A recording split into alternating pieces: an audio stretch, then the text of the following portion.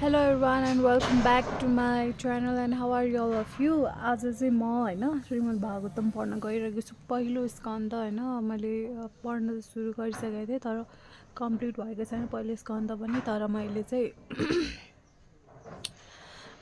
एपमा हुन्छ नि मोबाइलमा प्ले स्टोरमा चाहिँ श्रीमद् भागवतम भन्ने एप छ त्यसमा चाहिँ मैले क्यान्टो 10 सम्म पुऱ्याइसकेँ स्कन्द 10 त्यसमा चाहिँ पर्पट चाहिँ पढेको थिइनँ श्लोक र अनि त्यसपछि ट्रान्सलेसन मात्रै अनि तर त्यो सकाएपछि चाहिँ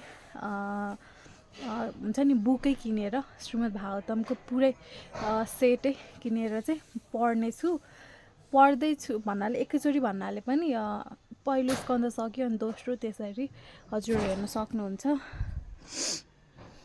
यहाँ हेर्न सक्नुहुन्छ मैले कहाँसम्म पढ्यो भनेर यहाँ मैले मार्क लगाएको छु नि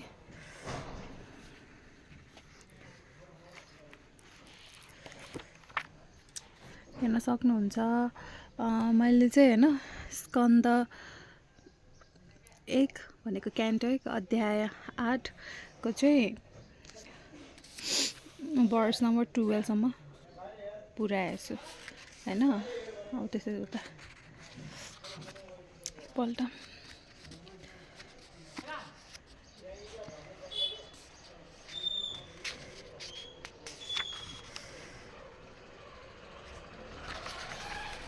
यहाँ पढौँ है त म पढ्छु है त तर्हि त्यस समय एव पनि अत मुनिश्रेष्ठ मुनिहरूमा मुख्य पाण्डवहरू 5 सायकान हतियार वान आत्मनः स्वयं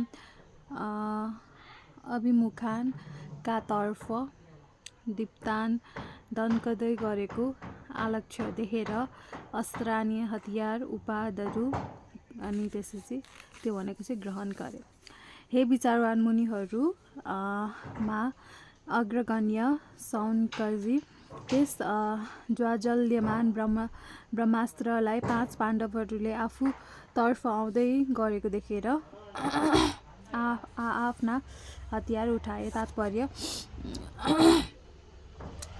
ब्रह्मास्त्र परमाणु हतियारभन्दा पनि श्रेष्ठ हुन्छ अश्वत्थामाले आफ्नो ब्रह्मास्त्र महाराज युधिष्ठिर 5 पाण्डव र उत्तराका गर्भमा स्थित एकात्र नातिलाई मार्नका लागि छोडेको थिए अतः यो ब्रह्मास्त्र परमाणु हतियारको अपेक्षा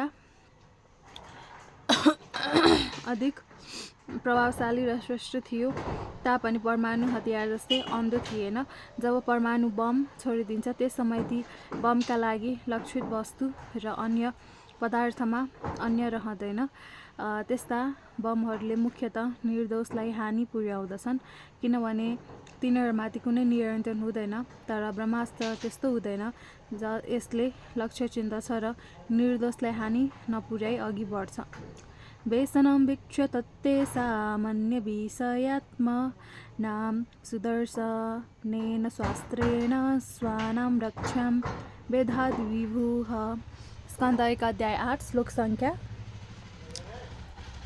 13 वेसनं ठुलो आपत्तिलाई वीक्ष्य देखेर तेसां तिनीहरूको हेर्नुहोस् म यहाँ पढिरहेको छु यता पुगिरहेछ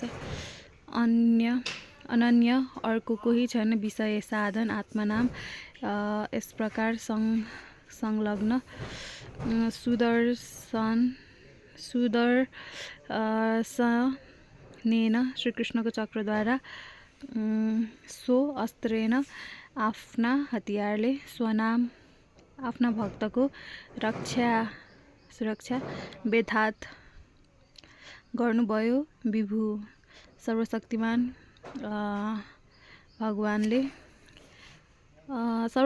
भगवान श्रीकृष्णले पूर्णतया शरणागत भएका आफ्ना अनन्य भक्तहरूमाथि ठुलो विपत्ति आउने कुरा देखेर तिनीहरूको रक्षाको लागि उहाँले तुरुन्त आफ्नो सुदर्शन चक्र उठाउनु भयो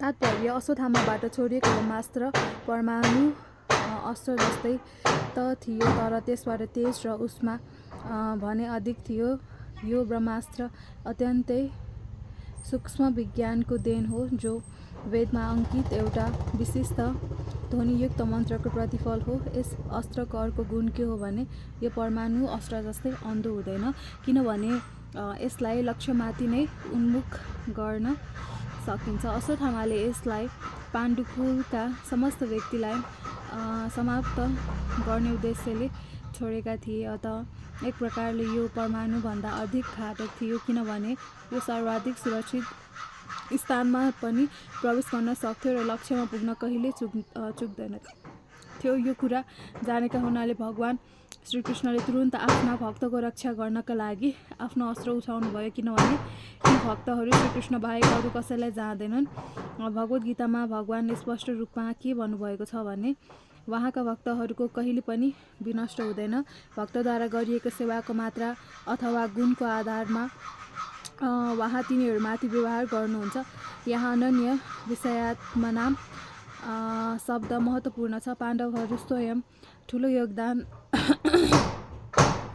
भएर पनि भगवानको सुरक्षामाथि 100% आश्रित थिए, तर भगवानले भन्दा ठुला योद्धाहरूको अपेक्षा गरेर क्षणभरमै तिनीहरूको विनाश गर्नुहुन्छ। अश्वत्थामाको ब्रह्मशास्त्र काट्नका निम्ति पाण्डवसम्म कति पनि समय बाँकी छैन भन्ने कुरा जब उहाँले देख्नुभयो, त्यस समय आफ्नो पूर्व प्रतिज्ञा भङ्ग गर्दै उहाँले आफ्नो अस्त्र उठाउनुभयो। यद्यपि कुरुक्षेत्रको युद्ध समाप्त प्राय थियो, तथापि आफ्नो प्रतिज्ञा अनुसार उहाँलाई अस्त्र ग्रहण गर्नुपर्ने बाध्यता थिएन। तर त्यहाँ प्रतिज्ञाभन्दा पनि आपतकाल अधिक महत्त्वपूर्ण थियो। उहाँ भक्त वत्सल हुनुहुन्छ, अतः उहाँ आफ्नो प्रतिज्ञा भङ्ग नगर्ने सांसारिक आदर्शवादी बुझ्नुभन्दा भक्तवत्सल भइराख्न पनि मन पराउनु भयो। हेर्नुहोस्, अब हामी चाहिँ श्लोक सङ्ख्या 14 को पढ्छौँ है त। अन्तःस्थः सर्वभूतानां मात्मा योगेश्वरो हरिः सोमायया वृणोद्गर्भं वैरात्याः कुरुतन्तवे। कुन चाहिँ हो? स्कन्द 1 अध्याय 8 श्लोक सङ्ख्या 14 है त। अन्तस्थ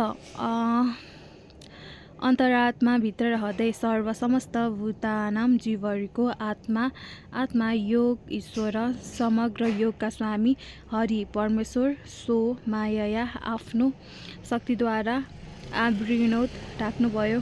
गर्भम भ्रूणलाई वैराट्य उत्तराको कुरुतन्तवे महाराज कुरुको वंशका लागि। परम योगेश्वर श्रीकृष्ण प्रत्येक व्यक्तिका हृदयमा परमात्मा रूपले निवास गर्नुहुन्छ। अतः कुरु वंशका सन्ततिको रक्षा गर्ने उद्देश्यले उत्तराका गर्भलाई उहाँले आफ्नै निजी शक्ति ढाक्नुभयो। हरे कृष्ण। आजलाई चाहिँ हामी होइन स्कन्द 1 अध्याय 8 श्लोक सङ्ख्या 14सम्म पढेका छौँ होइन। यसको चाहिँ तात्पर्य चाहिँ हामी भोलि पढ्नेछौँ। आजलाई यति नै। हजुरहरूलाई कस्तो लाग्यो? यदि मन परे like, comment, share and subscribe गर्न नबिर्सनु होला। आजको दिन हजुरहरूको असाध्यै शुभ बितोस्। हजुरहरूको इच्छा चाहनाहरू सबै पुरा होस्। सबैको लागि राम्रो होस्। हजुर सबैजना स्वस्थ रहनु होला, मस्त रहनु होला, खुसी रहनु होला। च्यान्ट हरे कृष्ण एन्ड बी ह्याप्पी। हरे कृष्ण कृष्ण कृष्ण हरे हरे, हरे राम राम राम हरे हरे। जगद्गुरु प्रभुपाद की जय। हरे कृष्ण हरि बोल। And once again thank you for watching everybody.